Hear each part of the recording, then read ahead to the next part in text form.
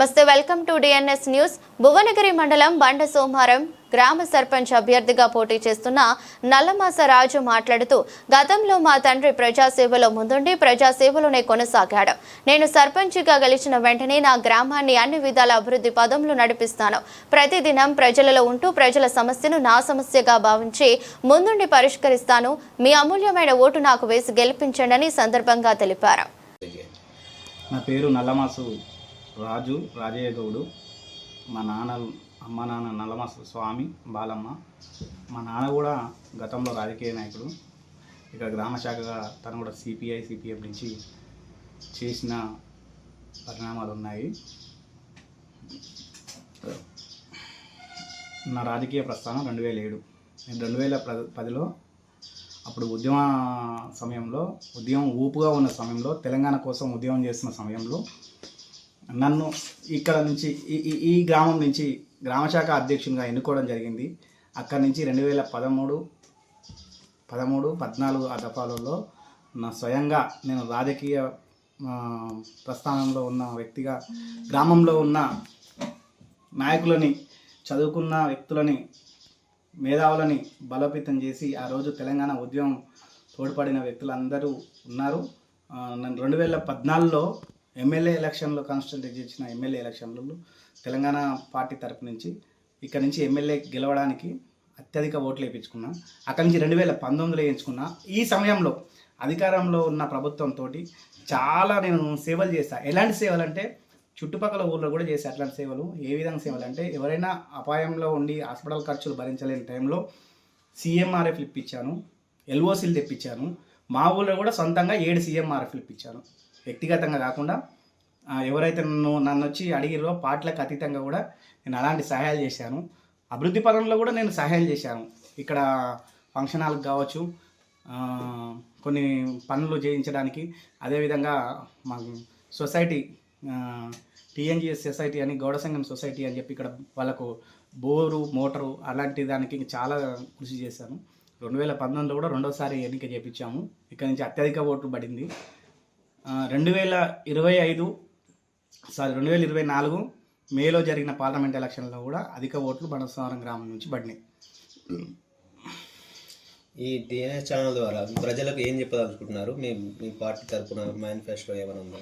మీ planning ఏంటి? ఏ విధంగా గ్రామానికి సంబంధించిన మేనిఫెస్టో రెడీ చేసుకున్నాం మేము. అంటే ప్లానింగ్, మేనిఫెస్టో అంటే మనం సొంత నిధులు ఇవ్వడానికి ఏం లేదు. రేపు గ్రామం నుండి ఎన్నికైతే సర్పంచ్గా గెలిస్తే ఈ ఊరికి కావాల్సిన నిధులేంది, ఈ ఊరిని ఏ విధంగా అభివృద్ధి చేయాలి, ఈ ఊరి ప్రజలకి మనం అందుబాటులో ఉండాలి. ముఖ్యంగా ఏంటంటే ఈ ఊరి గ్రామ ప్రజలు ఒక 5 ఏళ్ళ క్రితం నుంచి ఇరు వర్గాల రాజకీయాలలో నలిగిపోతున్నారు, సతమతం అవుతున్నారు. నాలాంటి వ్యక్తులు, అదే బయట పని చేసుకునే వ్యక్తులు ఎవరైనా ఉంటే గ్రామానికి పండగల రోజు ఇక్కడికి వస్తారు. ఆ పండగల రోజు రాకుండా కూడా ఈ ఊర్లో పోయి, అంటే ఎట్లా అంటే ఒక అనంతపురం రాజకీయం, ఒక పాకిస్తాన్ రాజకీయం అయిపోయింది ఊర్లో. 2 వర్గాల మధ్యలో ఎవరి దగ్గరికి పోవాలనే ఆలోచన ప్రజలలో మొదలైంది. అట్లాంటి ఆలోచనలలో కొన్ని పండుగలను చేసుకోలేకపోతున్నారు. ఇవన్నీ దృష్టిలో పెట్టుకొని ఇలాంటి రాజకీయానికి స్వస్తి పలకాలి, నూతన రాజకీయాన్ని ఎన్నుకోవాలి. ఒక పేద నాయకుడు, పేద ప్రజలు గ్రామానికి ఎప్పుడు వస్తారంటే ఏదైనా పండగ సందర్భంలో కావచ్చు, ఏదైనా తనకు అధ్యయించి గ్రామంలోకి వస్తారు. ఈ వచ్చిన సందర్భంలో ఇక్కడ వచ్చిన ఆనందం కూడా లేకుండా పోయే అదిగా అయిపోయింది. అదే దృష్టిలో పెట్టుకొని రేపు ప్రజల పండగలు, గ్రామంలో ఉన్న పెద్దల నిర్ణయంతో, గ్రామంలో ఎవరిని కూడా కించపరచడం, రాజకీయంలో ఉండి నువ్వు వ్యక్తిని కించపరచడం ఎంత పెద్ద పొరపాటు ఒకసారి ఆలోచించాల్సిన అవసరం ఉన్నది.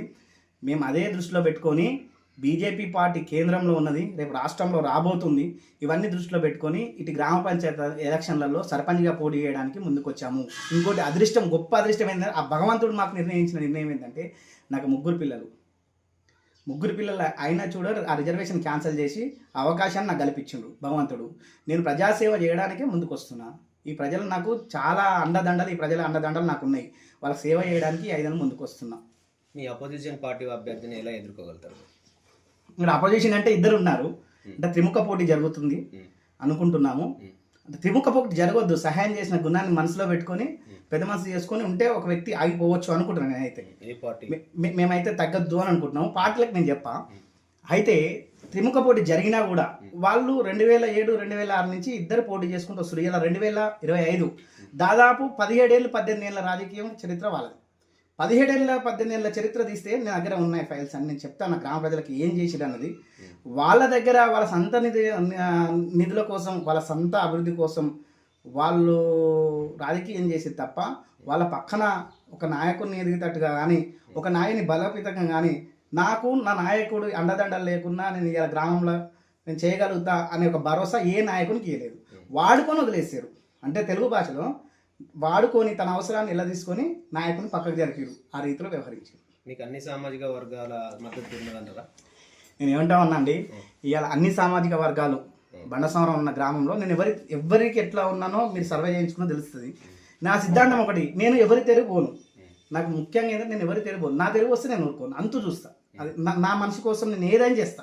అలాంటి గుణం కలిగిన నేను వ్యక్తిని. నా గురించి తెలుసుకోవచ్చు, నా గురించి బ్యాడ్ హ్యాబిట్ కూడా చేయొచ్చు. నేను గొప్ప నేను మీ ఛానల్ ద్వారా అనుకుంటలేను. నాకు కూడా నాదేమైనా ఉంటే కూడా మీరు తెలుసుకోవచ్చు, ప్రజలు చెప్పవచ్చు. కానీ నేను ఏమంటా ఉన్నా, ఈరోజు కొత్త నాయకత్వానికి బలోపేతం చేయాలని యువత చూస్తుంది. మెయిన్ యువకులు ఏం చేస్తారంటే ఎప్పుడు వీళ్ళైనా ఈ కొత్త రాజకీయం రావాలి అనే కోరుకుంటుంది. అభివృద్ధి అనేది ఎలా చేయాలనుకుంటున్నారు? మేము దేవుని దయతోటి రేపు ఎన్నికైతున్నాము. ఎన్నికైన తర్వాత ఇక్కడ ఉన్న సమస్యలు ప్రధానంగా ఏంటంటే అభివృద్ధి అంటే ఈ వీధి లైట్లు పోతే వీధి లైట్లు, పారిశుద్ధ్యము, ఆ తర్వాత గ్రామంలో ఉన్న రోడ్లు, వార్డులు, మురికి కాలువలు లేకుండా, వర్షాకాలంలో వర్షాలకు ప్రజలకు ఇబ్బంది కాకుండా, ఆ వచ్చే వర్షాకాలం సీజన్ల సంబంధించిన ఏదైనా ఉన్న దానికి నిర్మూలించడానికి ఇలాంటి సమస్యలు మేము పరిష్కరిస్తాము. రెండోది ఏంటంటే నేను మీ డిఎన్ఎస్ ఛానల్ ద్వారా నేను ఈ గ్రామ ప్రజలకు తెలియజేస్తుంది ఏంటంటే అభివృద్ధి చేసుకుంటూ పోయారు, నాయకుల జేబులు నింపుకోరు తప్ప ఈరోజు ప్రజల కోసం ఆలోచన చేయలేదు. ఊర్లే ఈ రోడ్డు కోసం నాకు ఎంత మిగులుతుంది, ఈ కాంట్రాక్ట్ చేసి నాకు ఎంత మిగులుతుంది అనే ఆలోచన నాయకులు చేసేది తప్ప ఒక పేద ప్రజలకు కావాల్సింది, ఒక పేద రైతాంగానికి కావాల్సింది, ముంగట ఫ్యూచర్కు ఆలోచన చేయలేదు. అదేంటంటే ఇప్పుడు మా దగ్గర నుంచి కాళేశ్వరం ప్రాజెక్టు పోతుంది. కాళేశ్వరం ప్రాజెక్టు మాకు ఒక 3.5 కిలోమీటర్ల నుంచి ఆ ప్రాజెక్టు పోతుంది. అక్కడ నుంచి 3.5 కిలోమీటర్ల నుంచి మాకు గ్రావిటీ ద్వారా అంటే గొలుసుకట్టు చెరువులు ఉన్నాయి. అంటే ఒక 400 మీటర్ల దూరం కాలువకు ప్రయత్నం చేసి నీళ్ళు వదిలితే గొలుసుకట్టు గ్రావిటీ ద్వారా నీళ్ళు వచ్చే అవకాశాలు ఉన్నాయి రైతాంగానికి. అట్లా రెండు గ్రామంలో ఇటు పడమట ఇటు తూర్పు రెండు దగ్గర ఉన్న వ్యవసాయ భూములకు పంట పండే అవకాశం ఉంటుంది. ఆ ఆలోచన చేస్తే ఆ ఆలోచన ఎవరు చేయలేదు. ఇలా చూడండి, ఇలా డిసెంబర్ నెల వచ్చేసరికి గ్రామంలో ఉన్న బోర్లు అన్నీ తగ్గిపోయాయి. అదే ఇక్కడ చందుపట్ల కావచ్చు, ఇటు తొక్కాపూర్ కావచ్చు, ఇటు వీరవెల్లి కావచ్చు, ఇంకా 2 పంటలు పండేంత నీళ్ళు ఉన్నాయి. మా గ్రామం దురదృష్టం అది. రైతుల కోసం ఎవరు ఆలోచిస్తలేరు, రైతుల బాధలు ఎవరు పట్టించుకుంటలేరు. తన జేబులు నింపడానికి పనులు చేస్తున్నారు తప్ప గ్రామ విలేజ్ని పట్టించుకోవడం నాయకులు లేరు. దానికోసం మేము ఇలా ఎంచుకున్నాం. ఎవరైనా చేస్తారు. గతంలో పోల్చుకుంటే సర్పంచులు 11వ సర్పంచ్, మొన్న తాజా మాజీ 11వ సర్పంచ్, ఫస్ట్ నుంచి పోల్చుకుంటే ప్రతి ఒక్కరు చేశారు. ఎందుకు చేయలేదని మేము ఎట్లా చెప్తాము?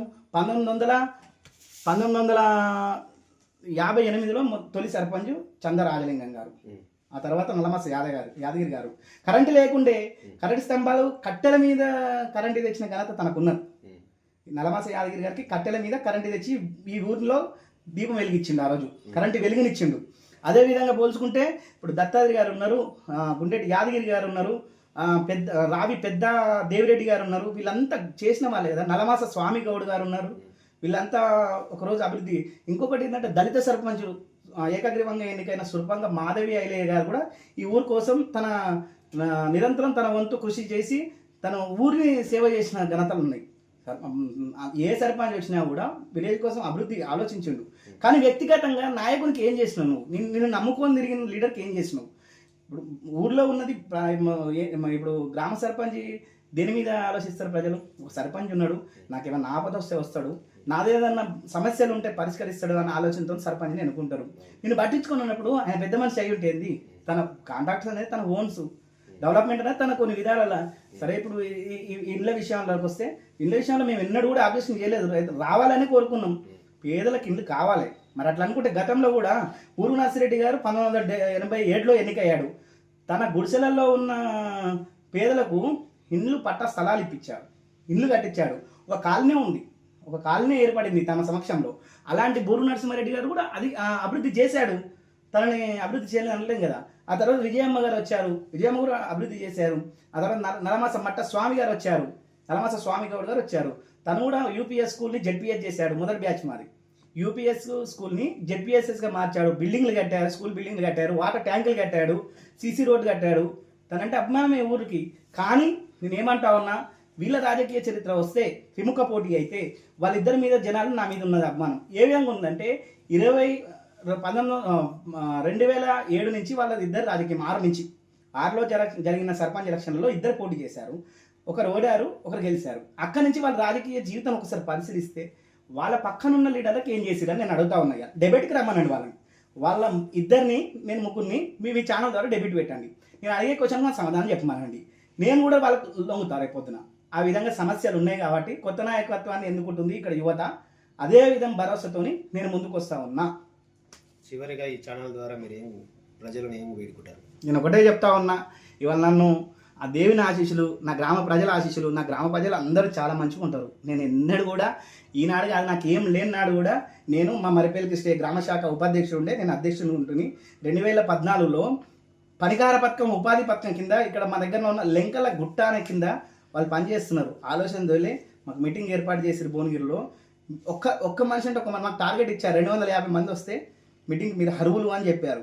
అప్పుడు ఆ ఆలోచన గంట సేపట్లో మేము పోయి కుంకుమకాయతో బొట్టు పెట్టి అక్కలని అందరినీ అక్కడ ఉన్న పనులను గ్రామ ప్రజల్ని వేడుకుంటే 350 మంది వచ్చారు అక్కడ మీటింగ్కి. భువనగిరిలో జరిగిన మీటింగ్కి 2014లో 350 మంది వచ్చారు. అంటే వాళ్ళ ధీమా, వాళ్ళ దయ మా మీద ఉన్నది కదా, వాళ్ళ ఆశీర్వాదం మా మీద ఉన్నది కదా. మేము నూతన రాజకీయం, మేము గతంలో ఏం చేయలేదు, పోటీగా ఏం చేయలేదు. ఇలా కొత్త రాజకీయం ఎన్నుకుంటే ఏం చేస్తారనేది చూపిస్తాం. ఇచ్చిన మాట కట్టుబడి ఉంటాం. అది థ్యాంక్ యూ.